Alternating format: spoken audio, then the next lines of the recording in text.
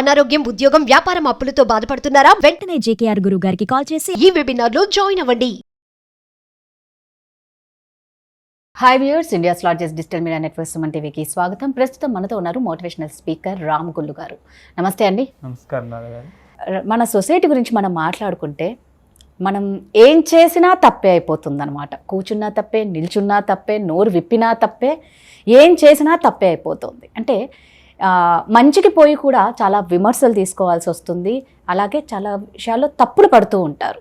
So ఇలాంటి సొసైటీలో ఉన్నప్పుడు మనం ఎలా ఉండాలి? ఆ విమర్శలు మనకు వచ్చినా కూడా మనం ఎలా తట్టుకొని ఉండాలి? అవునండి, చాలా మంచి క్వశ్చన్ అడిగారు. యాక్చువల్లీ ఇప్పుడు ఈ సమాజంలో మనం చూసుకున్నట్లయితే మనం ఎలా బతికినా కూడా మనల్ని విమర్శించే వాళ్ళు ఎప్పుడు విమర్శిస్తూనే ఉంటారు. అలాగే వ్యతిరేకించే వాళ్ళు కూడా ఎప్పుడు మనల్ని వ్యతిరేకిస్తూనే ఉంటారు.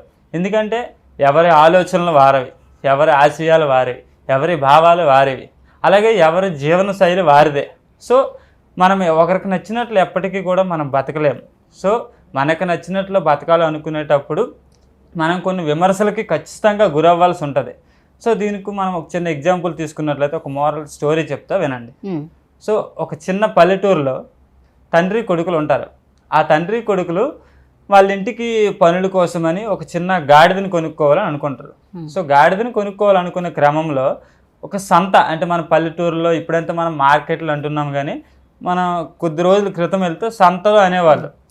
అంత చుట్టుపక్కల కొన్ని ఊర్ల నుంచి జనాలు వచ్చి అక్కడ మనకి సంతల్లా మార్కెట్లా ఉండేవి. అవి ఇప్పుడు సంతలు అనేవాళ్ళు, అప్పుడు ఇప్పుడు మార్కెట్లు అంటారు. సో అక్కడ ఒక చిన్న గాడిదని కొనుక్కున్నారనమాట. ఆ గాడిదని కొనుక్కొని వాళ్ళ ఊరు వచ్చే క్రమంలో ఆ గాడిదని తండ్రి కొడుకులు ఇద్దరు ఒక తాడు కట్టుకొని నడిపించుకుంటూ వెళ్తున్నారు.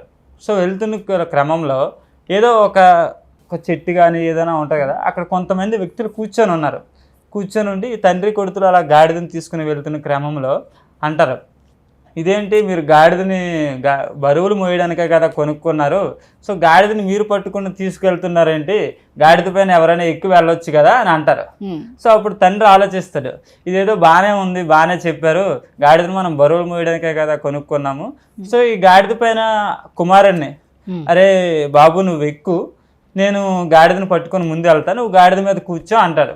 సో ఆ కొడుకు సంతోషంతో గాడిద పైన ఎక్కి, అంటే చిన్నప్పుడు మనకు చాలా సంతోషంగా అనిపిస్తుంది కదా, గాడిద పైన వెళ్తాము లేదా ఏనుగు పైన వెళ్తాము అంటే, అలా కొడుకు ఎక్కగానే తీసుకుని వెళ్తారు. మరి కొంచెం దూరం వెళ్ళగానే ఇంక కొంతమంది జనాలు అప్పుడు అడుగుతారు, బాబు వయసు అయిపోతున్న తండ్రిని నడిపిస్తున్నావు, వయసులో ఉన్న పిల్లాడు నువ్వు గాడిద మీద కూర్చొని వెళ్తున్నావు, ఇదేంటిది, ఇది కరెక్ట్ కాదు కదా అంటారు. అయితే ఆ పిల్లాడు కొద్దిగా ఆలోచన వ్యక్తి ఉన్న వ్యక్తి కాబట్టి నాన్న సో నన్ను ఇలా అంటారు కదా, మీరు గాడిద మీద కూర్చోండి, నేను గాడిదని నడిపిస్తాను అంటాడు.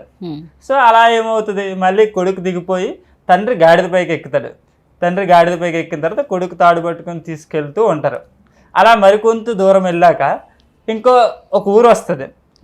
ఆ ఊర్లో జనాలు ఏమంటారు, ఏమయ్యా పెద్దవాడివి, తండ్రివి, నీకు అసలు బుద్ధి ఉందా, చిన్నపిల్లాడినేమో ఎండలో నడిపిస్తున్నావు, నువ్వేమో గాడిద మీద కూర్చుని సుఖంగా వెళ్తున్నావు, ఇది కరెక్టేనా ఒక చిన్నపిల్లాడితో నడిపించడం అంటే, అయ్యో ఇదేంటి నా పైన ఎలాంటి మాటలు అంటున్నారు, ఇది బాగోలేదు అనుకొని, సరే నాన్న మన ఇద్దరం కూడా గాడిద పైకి ఎక్కిపోదాం, అంటే దిగినా అంటున్నారు ఎక్కినా అంటారు, మన ఇద్దరం గాడిద పైన ఎక్కి వెళ్ళిపోదాం అని అంటారు.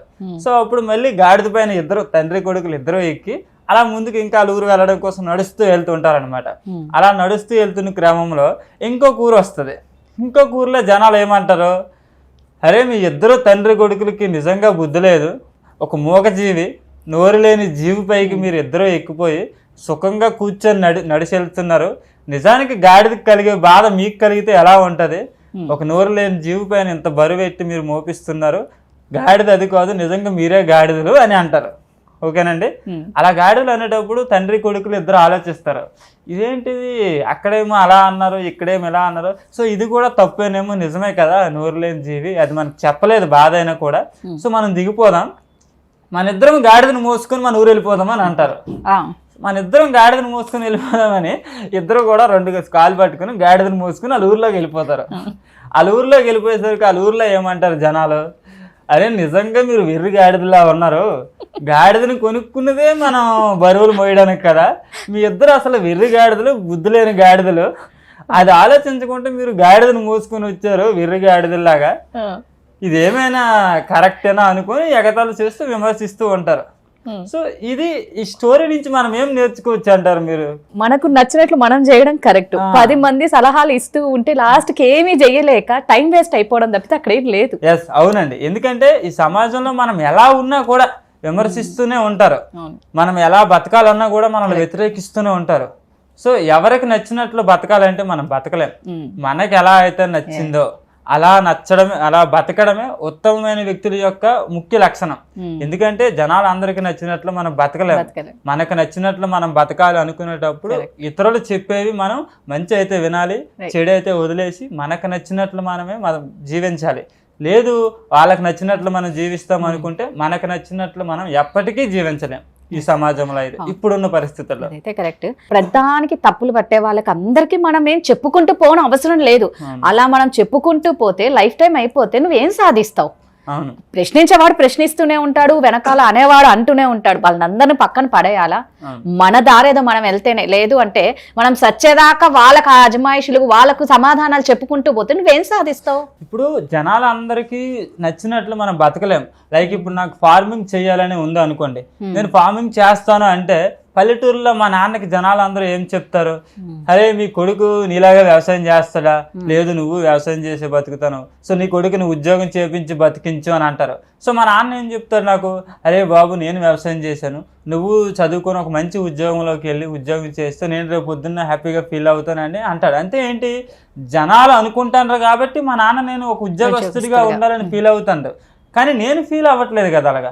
నేనేమనుకుంటున్నా మా నాన్నలాగే కానీ ఇంకాస్త ఇప్పుడు మోడర్న్ పద్ధతుల్లో వ్యవసాయం చేస్తూ నేను బతకాలనుకునేటప్పుడు ఇతరులు చెప్పేది మా నాన్న వినడం వల్ల మా నాన్న నాకు అలా చెప్తారు. యాక్చువల్ నా మీద ప్రేమ ఎక్కువే ఉంటుంది, కానీ ఇతరులు చెప్పే మాటలు బట్టి మా నాన్నగారు ఎందుకు ఇలా అవుతుంది అనుకుని చెప్తూ నాకు ఉద్యోగస్తుడిగా చూడాలనుకునే క్రమంలో మనకు అలా మోటివేట్ చేస్తూ ఉంటారు. కానీ జనాల మాటలు పట్టించుకుంటే నేను వ్యవసాయం చేయలేను, అలా అని ఉద్యోగము చేయలేను. ఎందుకంటే నాకు నచ్చినట్లు నేను బతకాలనుకుంటే వ్యవసాయం చేస్తూ బతకాలి. లేదు జనాలందరికీ నచ్చేటట్లు అందరినీ సంతోష పెట్టాలనుకుంటే ఉద్యోగం చేయాలి.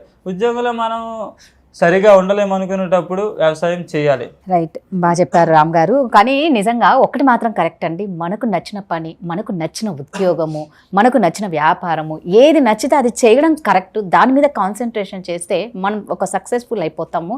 ఇందాక రామ్ అన్నట్టు వాళ్ళ నానేమో వ్యవసాయం చేయమన్నారని పాపం ఉద్యోగం చేయమన్నామని, కానీ ఈయనకు మాత్రం వ్యవసాయం చేయడం ఇష్టం అన్నారే, అది సూపర్. నిజంగా యూత్ అనేవాళ్ళు ఖచ్చితంగా వ్యవసాయం అనేది నిజంగా చాలా గౌరవప్రదమైందండి. నిజంగా రైతులందరికీ సాష్టాంగ నమస్కారం చేసినా కూడా తక్కువే. వాళ్ళ వల్లే ఇంత అన్నం తింటున్నాము, ఇంతగా బతుకుతున్నాం ఈ పొల్యూషన్ టైంలో కూడా, అంటే కన్నా కేవలం రైతుల వల్లే. అవునండి, ఎందుకంటే వ్యవసాయం గురించి చెప్తే సార్, నేను చిన్నప్పటి నుంచి మా నాన్నగారు నా చిన్నప్పటి నుంచి కష్టపడుతూనే ఉన్న వ్యక్తి. కనీసం అన్నం తింటున్నప్పుడు ఒక మెతుకు కింద పడిపోయినా కూడా ఆ మెతుకుని తీసి మనం తినాలి అనుకునే వ్యక్తిత్వం ఉన్న మనిషి అనమాట. ఎందుకంటే వాళ్ళు కష్టపడి చిన్నప్పటి నుంచి కష్టపడి మనల్ని పెంచారు. సో అతనికి చాలా బాధ అనిపిస్తుంది వ్యవసాయం చేసేటప్పుడు కష్టమైనా కూడా నా పిల్లలు కష్టపడతారేమో అనే భయంతో మాత్రమే మనల్ని ఉద్యోగంలోకి చేరాలంటారు. కానీ వాళ్ళకి ఎప్పుడు కూడా మనం ఏది చేసినా వాళ్ళకి సంతోషమే. తల్లిదండ్రులకు ఎప్పుడు కూడా మనం ఎలా ఉన్నా సంతోషమే. కానీ సమాజంలో వ్యక్తులు చెప్పే మాటలు బట్టి మనం అలా ఉండాలి ఇలా ఉండాలని వాళ్ళు అలా చెప్తూ ఉంటారు. కానీ అవన్నీ మనం పట్టించుకోవాల్సిన పని లేదండి. మనకు నచ్చినట్లు మన పేరెంట్స్ దగ్గర మన ఊరిలో మనం హ్యాపీగా ఉండాలంటే మనకు నచ్చిందే మనం చేసుకోవాలి. అలాగని విమర్శించే వాళ్ళ మాటలు మనం పట్టించుకోవాలి. అది మనకు ఉపయోగపడితే. అది ఉపయోగపడదు అనుకునేటప్పుడు ఖచ్చితంగా వాటిని క్విట్ చేసి మనం ముందుకు వెళ్ళాలి. అలాగని మనల్ని విమర్శిస్తారని కూడా మనం బాధపడవలసిన పని లేదు. ఎందుకంటే అందరూ విమర్శించలేరండి. మనల్ని ఒక వ్యక్తి విమర్శించారు అంటే మనల్ని ఆ వ్యక్తి ఖచ్చితంగా పూర్తిగా అబ్జర్వ్ చేస్తున్నట్లే దాని అర్థం. ఇప్పుడు ఫర్ సపోజ్ నేను ఒక స్టేజ్ పై నుంచి పాట పాడుతున్నాను అంటే ఇందులో 10 మంది అందరూ చప్పట్లు కొడతారు. చప్పట్లు కొట్టేటప్పుడు అందరిలాగా మీరు కూడా చప్పట్లు కొట్టారు అనుకోండి, అందరిలాగా మీరు నన్ను చూసి నలుగురు చప్పట్లు కొడతారు కాబట్టి చప్పట్లు కొడతారు. కానీ అందులో ఎవరైనా ఒక వ్యక్తి నువ్వు అలా కాదు ఇంకొకలా పాడాలి, ఇలా పాడితే బాగుంటుంది అని అన్నారు అనుకోండి, ఆ వ్యక్తి నిజంగా మనల్ని పూర్తిగా అబ్జర్వ్ చేసినట్లు. ఎందుకంటే ఆ వ్యక్తి మనల్ని ఫస్ట్ నుంచి మనం ఎలా పాడుతున్నాం అనేదాన్ని గమనిస్తూ ఉన్నట్లు. సో అలాంటి వ్యక్తిని యొక్క విమర్శను మనం ఖచ్చితంగా తీసుకోవాల్సి ఉంటుంది. ఎందుకంటే దాని నుంచే కదా మనం ఏదైనా నేర్చుకోగలం. విమర్శించే వాళ్ళ వల్ల కూడా కొన్నిసార్లు మనకు మంచి జరుగుతుంది. సో అన్ని విమర్శల్ని చెడ్డగా చూడవలసిన పని లేదు, అలాగని అన్ని విమర్శల్ని కూడా మంచిగా చూడాలని పని కూడా లేదు. సో టోటల్గా మీకు ఏది నచ్చితే అది చేయండి, అది సమాజానికి మంచి అయ్యేలా, మీ వల్ల ఇబ్బంది కలిగేలా మాత్రం చేయకండి. Thank you. Okay, thank you.